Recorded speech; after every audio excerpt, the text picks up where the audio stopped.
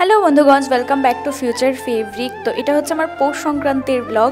I know অনেকটা late update চলছে, but still তোমরা দেখে নাও। পৌষ সংক্রান্তির আগের দিন আমার রাতে হঠাৎ করে মনে পড়েছে সবার বাড়িতে আলপনা দেওয়া হয়েছে, কিন্তু আমাদের বাড়িতেই দেওয়া হয়নি। তো আমি ঝটপট করে নিয়ে বসে গেছি। আর এদিকে হচ্ছে আমাদের বাড়ির বড় বাচ্চাটা, যে কিনা আমাকে এন্টারটেইন করে সারাক্ষণ।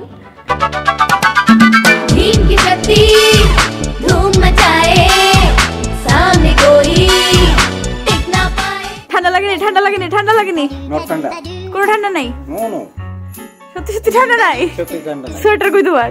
সোয়েটার নাই। কে রে? আমার কিনে দিছে না। কেন কিনে দিতে তোমারে? আমার বউ।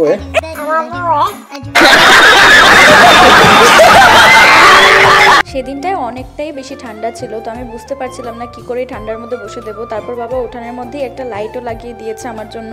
তো আমি এখানে একদম কম্বল নিয়ে বসে গেছি, যাতে একদমই ঠান্ডা আমাকে ছুতেও না পারে। আর বাবা আমাকে ভিডিও করে দিচ্ছিল, আমি এদিকে বসে বসে পোজও দিচ্ছি। দেখো, পাগলের মতো এরকমই করতে থাকে আমি। আমাদের বাড়িতে সবচাইতে বেশি বাবা আর আমি পাগলামি করতে থাকি। আমার পাগলামিগুলো বাবা সহ্য করে, আর বাবার পাগলামিগুলো আমার তো ভীষণই ভালো লাগে। রাত্রিবেলা মোটামুটি 70% কমপ্লিট করে আমি ঘুমিয়ে পড়েছিলাম। তারপরের দিন সকালে উঠে মোটামুটি একটু রৌদ্র ছিল, তখন আবার আমি আলপনাটা নিয়ে বসেছি, যাতে বিকেলবেলায় লুট আসার আগেই যেন আমি কমপ্লিট করতে পারি। তো সেভাবে আমি কাজ করছিলাম একদম স্পিডে যতটুকু পসিবল হয়েছে করেছি। আমি জানি আমি সেরকম প্রফেশনালি তো পারি না, বাট যতটুকু পারি ততটুকু আমি নিজে করতে চেষ্টা করি। আর এদিকে সন্টুও এসে আমার সাথে বসে বসে বলছে, দিদিভাই আমিও কিন্তু করব। আমার আলপনাটা কমপ্লিট হতে দেরি, আরও আমার থেকে চুনটা নিয়ে গেছে। দিদিভাই আমিও আলপনা করব। তো ওকে আমি একটা জায়গা করে দিয়েছি, গেটের বাইরের জায়গাটার মধ্যে। ও ফুল আঁকছে নিজের মতো করে, সারাক্ষণ আমাকে যন্ত্রণা করেছে, আমাকে কখন দেবে আমি একটু আঁকবো। তো সেইভাবেই ও এঁকেছে। আর এদিকে হচ্ছে আমাদের তুলসী বেদিটা, এটা কিছুদিনের মধ্যেই আবার রং করানো হবে।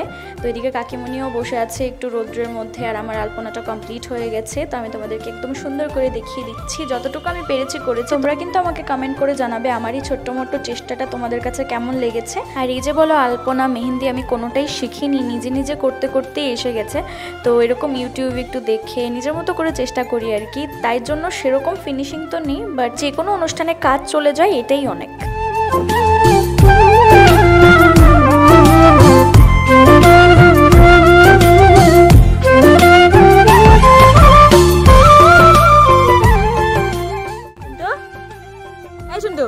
কি কইছ? কপালে সুন্দর সুন্দর কি তুই সেটা সুন্দর হইতেছে তো, সুন্দর হইতেছে তো।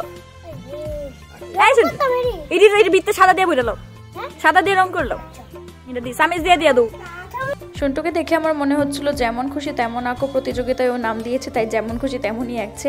তবে ভালোই লাগছিল। এখানে বাবাও দাঁড়িয়ে দাঁড়িয়ে বলছে, না না সন্টু তুমি আঁকো, খুব সুন্দর হয়েছে। আর সুন্দর হওয়াতে বলতেই দেখো ওর মুখে কত একটা হাসি। ও আবার বাবাকে জিজ্ঞেস করছিল কারটা বেশি সুন্দর হয়েছে, দিদিভাইয়েরটা নাকি আমারটা। তো বাবা বলছিল যে না না তোমারটাই বেশি সুন্দর হয়েছে। তো এই এনকারেজমেন্টটা পেয়ে ও আবার এখানে একটা পিলার ছিল, সেটার মধ্যেও আঁকতে শুরু করে দিয়েছে। ওকে আর আটকানোই যাচ্ছিল না। তো তারপর আমি আবার ঘরে এসেছি, আর ওকে সঙ্গে করে নিয়ে এসেছি। তোমাকে চলো চকলেট দেবো, সেই বলেই আমি ওকে এখানে নিয়ে এসেছি। এখানে দাঁড়িয়ে দাঁড়িয়ে অপেক্ষা করছিল চকলেট কখন দেবো। আমি বলছি আয়নার দিকে তাকিয়ে থাকো, এক্ষুনি তোমাকে চকলেট দেবো। সেই জন্য আয়নার দিকে তাকিয়ে আছে। এত ইনোসেন্ট বাচ্চা না, মানে কি বলবো, ওকে শুধু আদর করতে ইচ্ছে করে। তো যাই হোক, আমি এখন ঠাকুর ঘরের মধ্যে এসে ঢুকেছি, কারণ এখানেই আমি আমাদের রাধা মাধবকে একবার তোমাদেরকে দর্শন করিয়ে দিই। তারপর আমি লুটের জন্য প্রিপারেশন স্টার্ট করবো।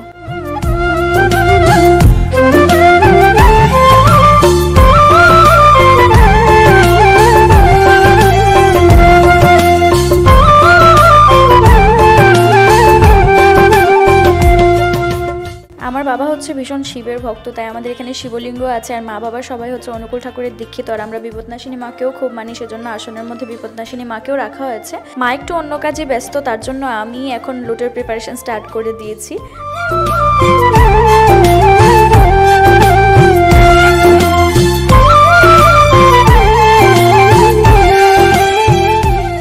তো আমার সব কিছু রেডি করা হয়ে গেছে, আর আমি সব কিছু প্রিপারেশন জাস্ট সেরিয়েছি। এই মোমেন্টেই ওরা চলেও এসছে।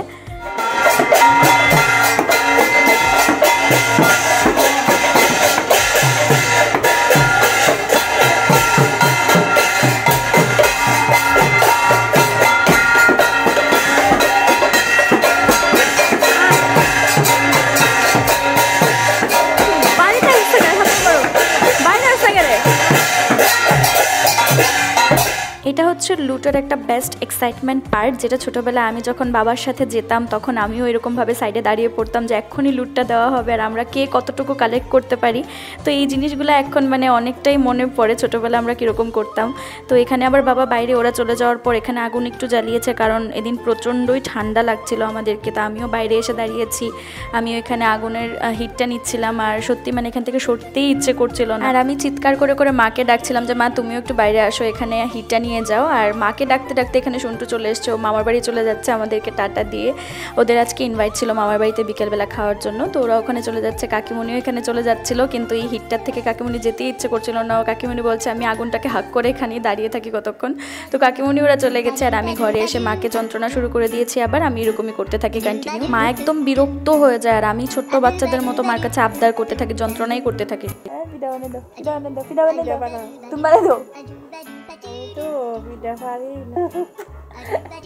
যখন বলছিলাম তখন আমাকে বলছিল না না আমি বানাতে পারবো না, একদম আমি তো পারি নাই। সেই প্রত্যেক বছরই কিন্তু আমার জন্য বানায়। তারপর যখন আমি বলি যে মা আমাকে বানিয়ে দাও, তখন বলে আমি তো পারি না একদম, এরকম করতে থাকে। তো যাই হোক আমার বলাতে আবার উঠে উঠে বানিয়ে দিয়েছে। আর এই হচ্ছে পাটিসাপটা আমার ভীষণই ফেভারিট।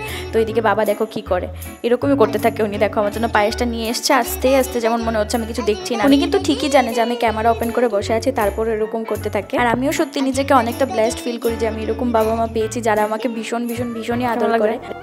কেমন কেমন কেমন बहुत अच्छा। शक्कर ज्यादा कम हुआ। शक्कर नहीं, थोड़ा कम हुआ।